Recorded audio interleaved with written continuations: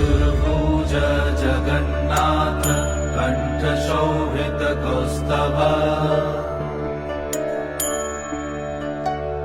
Padmanabha Vedgarbh चन्द्रसूर्य विलखना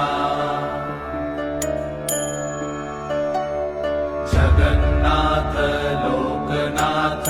नीलाद्रीश परहरि